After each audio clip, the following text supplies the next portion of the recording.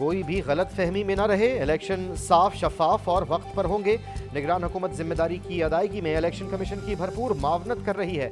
Election के हवाले से सिक्योरिटी अच्छी हो जाएगी। निगरान वजीर आजम अनवारुल हक काकड़ की मीडिया से गुफ्तगू। कहा, इलेक्शन आईनी ज़रूरत है जिसे करवा कर जाएंगे, नतीजे पर कुछ नहीं कहा जा सकता। इलेक्शन के दागदार और गैर दागदार होने के हवाले से बातों को अहमियत नहीं देता।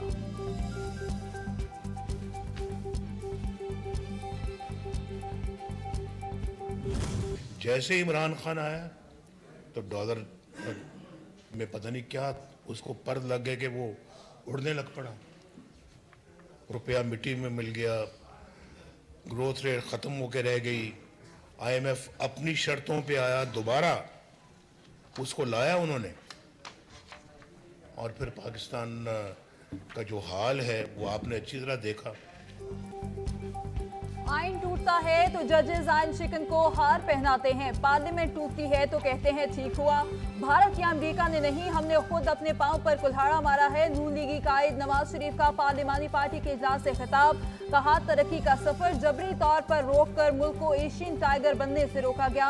हमें हटाकर 4 वोटों से सेलेक्टेड को वजीर आजम बनाया गया। इसने मुल्क को जो तबाही की इसे भुगत रहे हैं। अदालतों ने हमें सुरखरू करार दिया। साबित हुआ हमें सिर्फ कौमी खिदमत की सजा मिली।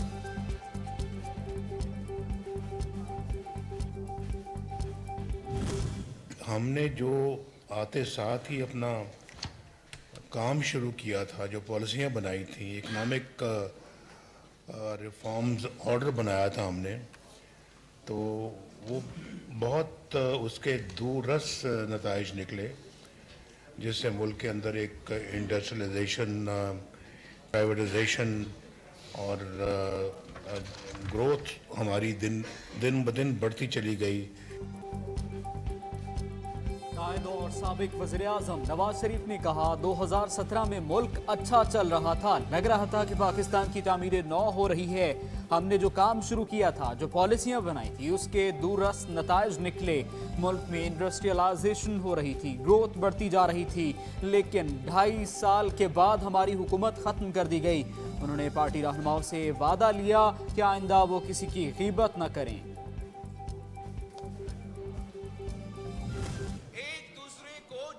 बेचने का एक सियासत का कामयाबी समझते हैं। ये कामयाबी नहीं, ये सियासत का शिकस्त है, सियासतदानों का शिकस्त है, सियासी कारकुनों का शिकस्त है। और आज अगर पाकिस्तान में ये इंतकाम की सियासत, ये नफरत की सियासत, ये तकसीम की सियासत आज एक बार फिर पाकिस्तान में नजर आ रहा है, तो मानना पड़ेगा कि खान साहब ने खुद ये सियासत वापस लेकर आया। झूठ, गाली, नफरत और तकसीम की सियासत मुल्क की तरक्की और इस्तेहकाम के लिए इंतहाई मौलिक। गुज़श्ता दौर में इंतकाम की पॉलिसी इख्तियार न की जाती तो माशी सूरत हाल इस कदर अबतर न होती। Chairman Peoples Party Bilawal Bhutto का वकला बरादरी से खिताब। कहा, हमने मफाहमत की पॉलिसी की बात की तो हम पर मुक्का का इल्ज़ाम आयद किया गया।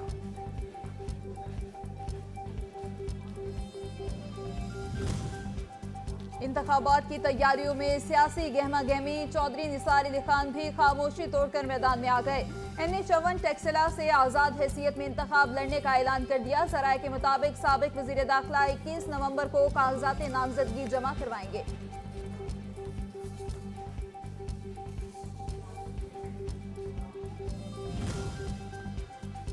साबिक वज़ीर आज़म शाहिद खान अब्बासी ने आम इंतखाबात में हिस्सा न लेने का ऐलान कर दिया। कहते हैं, लेवल प्लेइंग की सूरत हाल आज भी वैसी ही है जो गुज़श्ता दौर में थी। नवाज शरीफ से राबता किया, ना इसकी ज़रूरत महसूस करता हूँ। मुल्तान से तहरीक इंसाफ के साबिक MPA वासिफ अली रां पीपल्स पार्टी में शामिल। यूसुफ रजा गिलानी के हमरा मुश्तरका प्रेस कॉन्फ्रेंस। बिलावल भुट्टो की क़यादत पर मुकम्मल एतमाद का इजहार। यूसुफ रजा गिलानी कहते हैं, पीपल्स पार्टी का अपना मंशूर है, इलेक्शन में अपना प्रोग्राम लेकर जाएंगे। ऐसी फ़ज़ा बनाना कि नून लीग जीतेगी ये गलत है। अगले वज़ीर आज़म बिलावल भुट्टो जरदारी ही होंगे।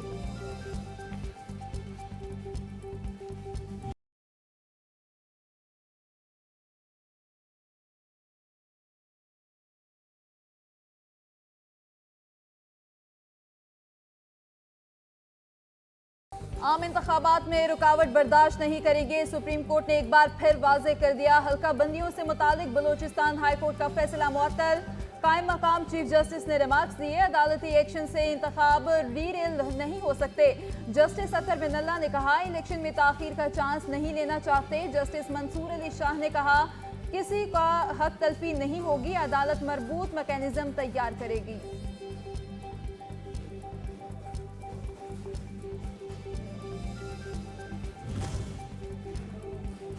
इंतखाबी शेड्यूल पर अमल दरामद, उम्मीदवारों को कागजात नामजदगी के इजरा का सिलसिला जारी। उम्मीदवार कल से कागजात जमा करा सकेंगे। कौमी असम्बली के कागजात नामजदगी के साथ सिक्योरिटी फीस 30,000, जबकि सूबाई असम्बली के लिए 20,000 रुपये जमा कराना होगी।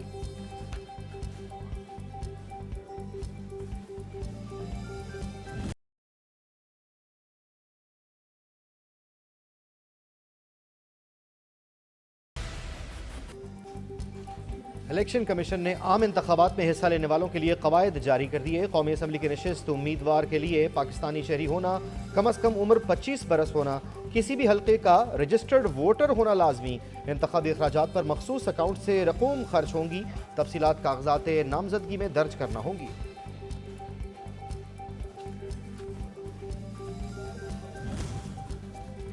निगरान वफाकी वज़रा के इंतखाबी अमल में असरअंदाज होने का मामला। इलेक्शन कमीशन ने मशीद निगरान वज़ीर आज़म अहद चीमा को ओहदे से हटाने का हुक्म दे दिया। अहद चीमा गुज़िश्ता काबीना का हिस्सा रहे हैं, इंतखाबात पर असरअंदाज हो सकते हैं। सेक्रेटरी काबीना डिवीजन फौरी नोटिफिकेशन जारी करें। इलेक्शन कमीशन का फैसला, केस की मजीद समाअत 21 दिसंबर को होगी।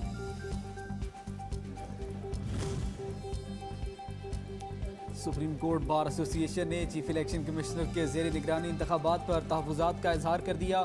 सिकंदर सुल्तान राजा से फौरी मुस्ताफ़ी होने का मुतालबा कर दिया। कहा, तमाम स्टेक होल्डर्स को यकसा मौक़े मुयस्सर आने चाहिए। महज टाइम लाइन फॉलो करने से इंतखाबी अमल के इस्तेहकाम को नुकसान पहुँचेगा।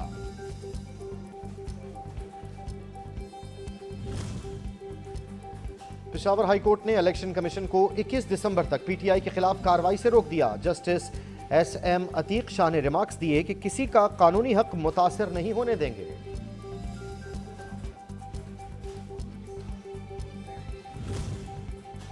बानी चेयरमैन पीटीआई और अहलिया बुशरा बीबी के खिलाफ एक और मुकदमा दायर। नैब ने तोशा खाना रेफरेंस एहतसाब अदालत इस्लामाबाद को जमा करा दिया। नैब प्रोसिक्यूटर सुहेल आरिफ ने तफ्तीशी अफसर मोहसिन हारून और केस अफसर वकारुल हसन के हमरा रेफरेंस दायर किया। एहतसाब अदालत के रजिस्ट्रार ऑफिस ने रेफरेंस की जांच पड़ताल शुरू कर दी।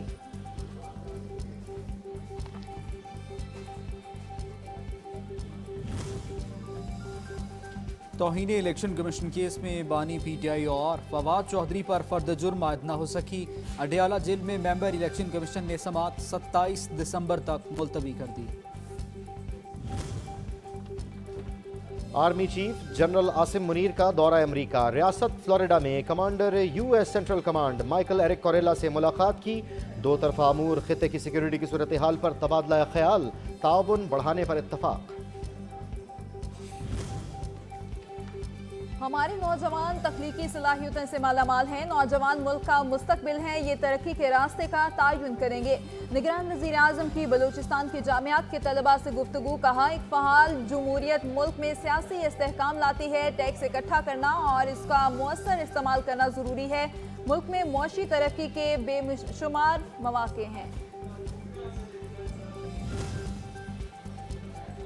मुअस्सर मुआशी पॉलिसियों के समरात। करंट अकाउंट 6 माह में पहली बार सरप्लस में चला गया। माली साल के पहले 5 माह में 64% कमी के बाद खसारा 1.16 बिलियन रह गया। दरामदात का हजम कम होकर $5.3 बिलियन रह गया।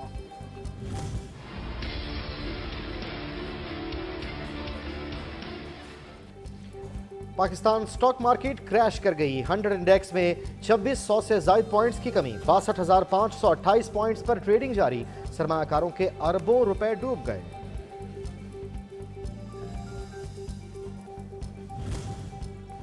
गैर कानूनी अफगान बाशिंदों की वतन वापसी का सिलसिला जारी। मजीद 1586 अफगान बाशिंदे वापस चले गए। 365 मर्द, 298 खवातीन और 923 बच्चों पर मुश्तमिल 73 खानदानों को वापस भिजवाया गया।